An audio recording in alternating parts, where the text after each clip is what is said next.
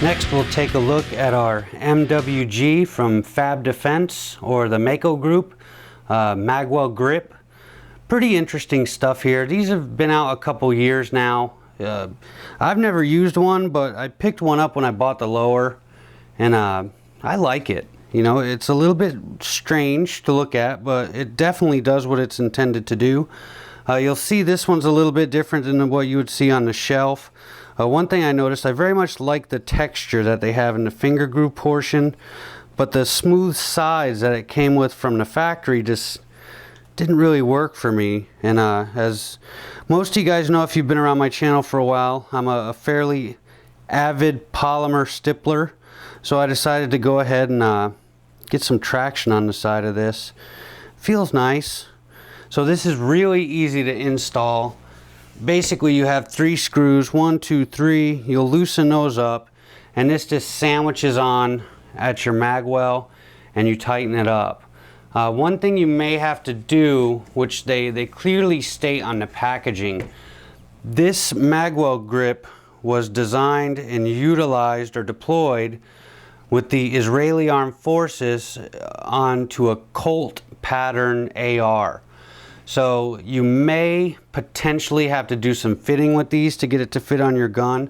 Not a big deal. I can show you when we install this where I had to do some fitting, but basically this channel right here, which sits on this fortification in the Magwell area, didn't fit exactly perfect. So I just had to file it just a little bit to make it fit a little bit better. Simple stuff, not rocket science. You know, I didn't have to break out a Dremel. That was all kind of hand stuff done in a couple minutes. And you know, past that's just a really easy install.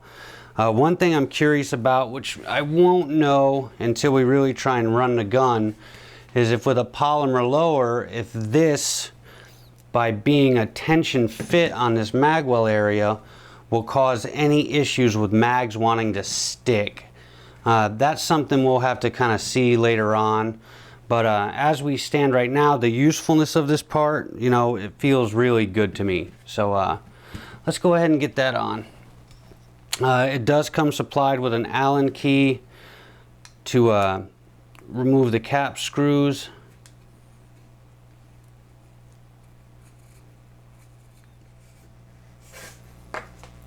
So now we have the Magwell separated. We'll go ahead and start fitting that on. You can see on the interior how you have this groove that goes around the lip for your Magwell. So that kind of makes it a no-brainer with how you install it. You can see how that fits. Easy squeezy. You know, you feel it pretty positively going into place. You put on the other side and you can feel it kind of click in.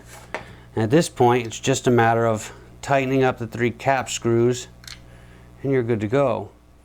So we've got them tightened up, and you can kind of get a good look there of how you may have to do just some minor fitting, but you can see fits pretty well. And if it fits this well on a polymer lower, you know, if you're on a mil-spec aluminum receiver, it should not be a problem whatsoever. Well, I got you guys here. I'll show you a couple other things I've done. You know, obviously we talked about the stippling, the grip. We've installed our SB15 SIG pistol brace and our buffer tube.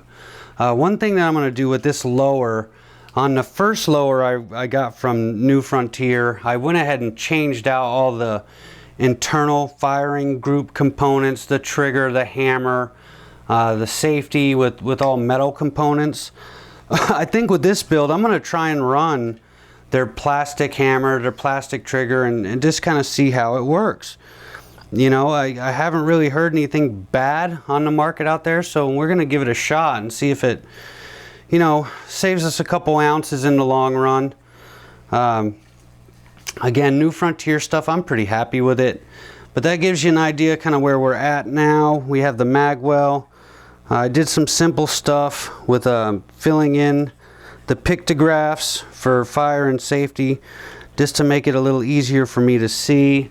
I did that with some oil-based paint pens versus crayons, or you know what other stuff people are using.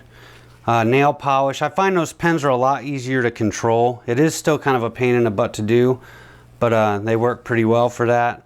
Another thing I can kind of show you guys that's kind of interesting about a polymer lower receiver is one thing I kind of always like is to have like a positive feeling or something to trigger that in my head that my trigger finger's in the right space when I'm not engaged or running the gun.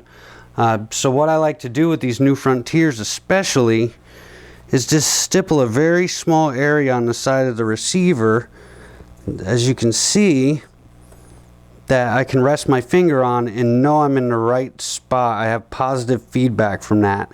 Even in my aluminum receivered ARs, I have a tendency to put a small piece of grip tape or something there because it gives me instant feedback, and I predominantly shoot with gloves, so it's something that just from practice and knowing where I like or need to be, you know, I know if I'm doing something wrong. I know if my trigger finger is out of position, and it's a constant reminder of what I need to do.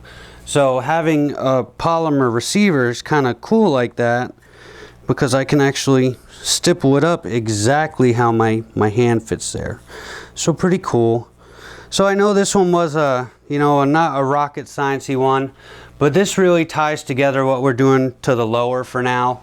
If I have to change out any of the internal parts, we'll revisit and take a peek at that. But at this point, she's ready to go. We're just waiting for our upper to arrive, and we'll get that installed and we'll start testing. My sincere hope is to be below 5 pounds with this rifle. I don't know if I'm going to be able to pull that off, but that's definitely what we're going for. And something else that I talked to you guys about in part 1 and 2, check out my Facebook group, Keep Calm, Carry Guns. I'll put a link up after this. Pro Second Amendment, pro firearms, pro Constitution Facebook community we're trying to grow. Myself and Mr. Surgical Precision are partnered in that, and we're really interested to make that as good of a place that it can be on the internet for all our fans and all the people that are pro freedom and into what we're doing. So once again, thanks for watching, guys. I'll see you next time.